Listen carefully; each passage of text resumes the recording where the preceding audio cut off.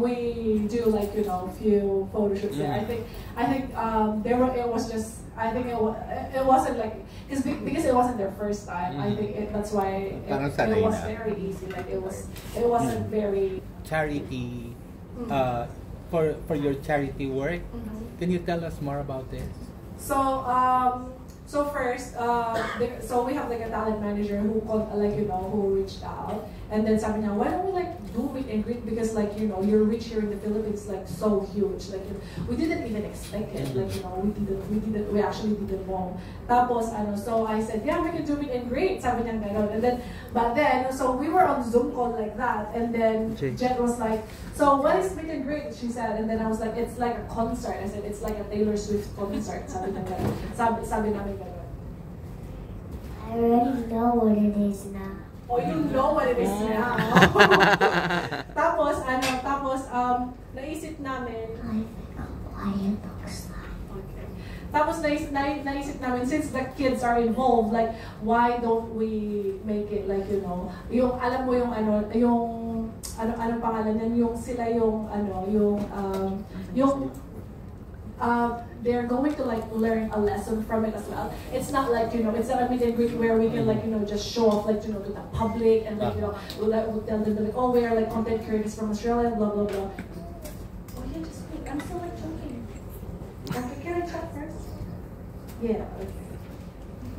And then sabi namin na siguro kapag sabi namin siguro kapag for ang goal namin noon is like we can do like little kids like sa orphanage like that, pero so hindi yun natuloy, kaya sabi namin maybe if we do like little kids like public schools like that, and then we can like whatever we do from the military, like we can we can do the charity, sabi ko para malaman ni Jet and ni Mo na like giving back to the community is also I'm about to say. Kaya it was so good. It was so good for them to like to learn from it as well. Tapos like enjoy talaga sila, like when we were there, like they didn't expect, because schools in Australia is so different. Like the environment itself is different already. Like even the kids, like just like iba yung iba talaga yung iba yung gusto kong makita nila kung yung yes environment. Yes, yung environment. Kaya sila. Kaya like super enjoy sila. I think that's like one of the highlights of our like last trip, kasi na I think I was so funny when I was 2. No, when I dancing. I know, right? Sing messenger. Kaya after like after the charity that we did, they couldn't like stop doing, like even when we were like from the plane from Manila to Sydney, they were like, John, like when are we doing it again? And then we're actually doing one in the school where I went for like primary school. Sa Ifugao. Kaya I just wanted to show her like where I grew up, and then just to give back again. It would be nice, like Anong reaction nila nung nakita yung mga bata? Oh, the reaction was so good. Kasi lahat ng bata kilala si Jet, kaya like super enjoy siya. Kasi hindi lang to adults na nagpapapicture sa kanya eh. Mga bata, yung mga maliliit na bata. Saan yan? Saan yun, Mai? Sa Mandaluyong. Oh, Mandaluyong. Sa Mandaluyong, like a public school in Mandaluyong. Kaya like super na talaga sabi ko I might do it again, kasi magandang example. Magandang example lang talaga, like because like how would they know if they're not gonna experience and see it, like they grew up having everything, like it wasn't like the life that I na-experience ko, kaya it would be great. Like but Jen and Nemo knows, kasi we go back to the Philippines all the time. Like I like to go back to doon sa Ifugao, kaya you don't know. You don't know what? Kaya alam nila ko like how I grew up, like they know the environment, alam nila yung community, alam nila, hindi sila, Kaya so pumunta kami, so nag-cruise kami sa South America last January. So pumunta kami sa Mexico, pumunta kami sa Costa Rica. Tapos ang buhay sa Costa Rica din kasi it's not as grand as hindi sila nagulat. Kaya yung mga tao na kasama namin, they were showing to them tas houses ba, kung ano yung mga tao yung sa marketplace, yung sa market doon. Tapos parang ang napansin ko doon is hindi sila nagulat kasi pero in my mind I was they know already because I've been taking them here, kaya it's nice. And then every time they're at school, they would do reporting every week. They would always mention about the life in the Philippines. We do report once a day. Once a day now. And are you ready if ever offers come from here, showbiz or more commercials? We're definitely gonna do. I really like doing reports. Oh, you really like doing reports, okay?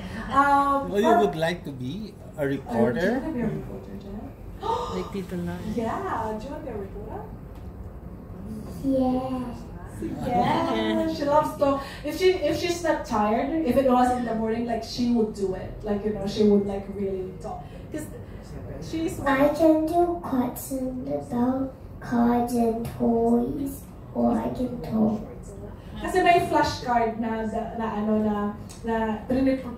prepare namin sa bahay. She tries to read it. She can actually read now. So she brings it, yung mga flashcard ba na isa-isa. Tapos kapag mag-report siya, kukunin lang nila. You see the pictures? Yeah, that's what I meant. Tapos yung sasabihin niya, kaya ang feedback sa kanya ng school is she's very confident kasi siya yung pinaka-youngest sa klase nila. Kasi she only turned 4 on April. I'm the biggest one in my ballet class. But she's the biggest. She's the youngest, but she's the biggest. Alam niya. Kaya hindi naman niya dinideny yun. I'm the youngest in my ballet class. Yeah, but you're the biggest student. Alam niya. Kaya kaya nakakatawa kasi Pero she's very good, even me. Very good. Alani is the small.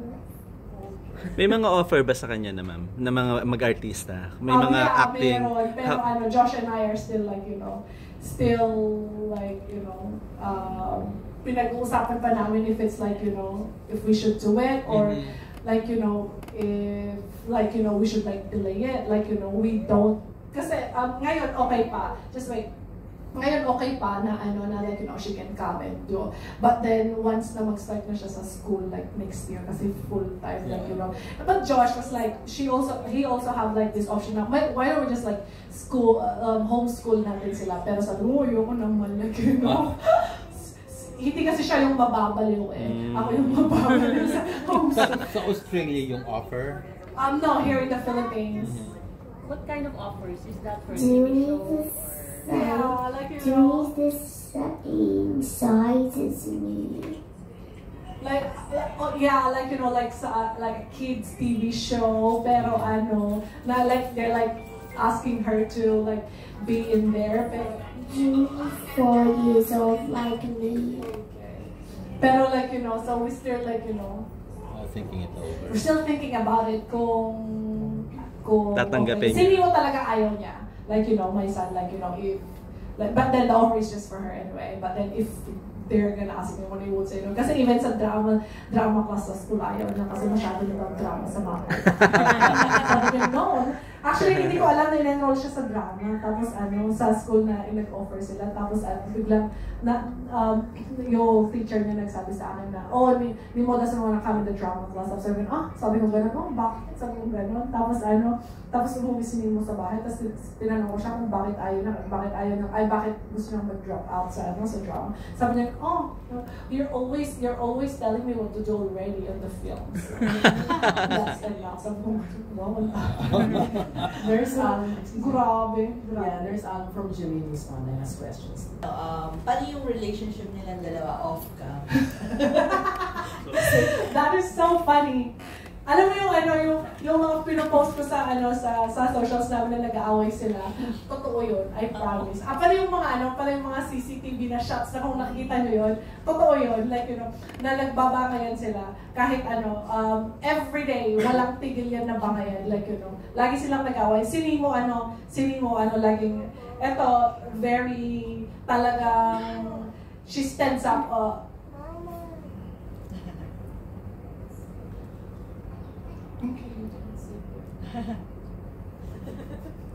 tapos ano pangalan yan? Totoong bakayan talaga yun na like na awan, like sister and a brother. Sorry for asking, ilang years ba yung nagkakaroon? 2 years. 2 years lang ang gap nila. Pero eto kasi matapang. Yung isa, matapang din yun eh. Like, lagi siya, oh, Jen, what are you doing today? Like, so ganun siya. Tapos eto, oh, why are you asking me? Ganun siya, nagsasasin pa kasi. Tapos natatalo yun, lagi siyang, umiiyak, pupunta siya sa akin. Tapos, i-blame niya si Jet na, oh, Jet did this one, sabi niya. Pero Jet would come up to me, no, I did not do it. No, I will never lie to you, Mama. Kaya, I never lie. Oh, very good. That's very good. Since yun nga naman. Like, parang magka-opposite yung nila. Pero, like, limitations would be like, what do you call this one? So yung mga linalagay ko sa social media is like the reality, like what they always. I think that's why people like has fallen in love with our like contents kasi like it's very raw and Oo. Tapos like hindi ko like for. Sleepy na siya. Yeah. Pero anyway, ano pangalan yan? Like, I would never like put anything that is like, yung mga personal emotions na nila, like, yung alam ko na, ano pangalan yan? Yung alam ko na, sorry, Jets just here. Thank you very much, like, the support that we've been getting so far for the last year. We went from like nothing to like with a lot of Filipino fans now na sobra talaga yung amazing talaga, like, minsan nga naiyak na lang ako kasi like, totoo ba to na like, everybody's like, everywhere we go, like, everywhere we go is like, they would like come up to us and would like, we love you guys so much, like, ang magandang, like, for, yung mga nare-retain sa memory ko is like, yung mga fun memories is like, what do you call this one, for example, this lady came up to me one time, they said, oh, I just like, me and my husband just like separated, like, where I was like, I was having like suicidal thoughts and all, and then by watching your videos and your kids and you and Josh like has like like made my life like so much better, like something like sobrang kaya sobrang masarap sa pakiramdam. Kasi nakaka-inspire. Oo, sobra. Kaya sobrang na-amaze pa rin ako, like, until now, like, even like, kaming dalawa lang ni Jet na nandito, like, the support, it's still, like, still amazing, and, like, and meeting you all guys here is, like, another level na iba na-unlock sa aking content creator na career and so, yung bucket list, and then meeting Ate Anna is, like, a huge, like, blessing too. Diba, ate? Like, I think we're friends now, like, before we're like formal. Ayun, ate. Parang sisters. TikTok na kami. I know, right? TikTok buddy na kami. Ayun. Kaya, tapos ang dami nag-aabang na, Yes, kasi tinapong pa hindi pa namin nilalabas kasi talaga. But yeah, we're very thankful na, of course, in-accept nila yung endorsement, yung project, and na nagustuhan naman nila yung products natin. Kasi unang-una yun naman talaga yung mahalaga, diba? And I think mas marami pa talaga mabubukas or ma-open na opportunity for them kasi sila talaga, kapag napanood mo yung videos nila, talagang, alam mo yun, very nakaka-happy, di ba? Nakaka-uplift ng mood. And then, sila, i-embody talaga nila yung isang happy family. Happy family talaga. So sometimes, also yung mga kalokohan niya sa video, pero yun yung nagdadala talaga eh. Yun yung, siguro yun yung nakapukaw talaga or nakakatch ng attention ng mga tao. And not only here sa atin, but global. Diba? Yeah, that's right. Yun yung grabe yung engagement. And yun nga, very authentic kasi yung approach. So yun din yung reason kung bakit kami nag-decide to get the Black Man Family. Yay, thank you. Thank you. Thank you so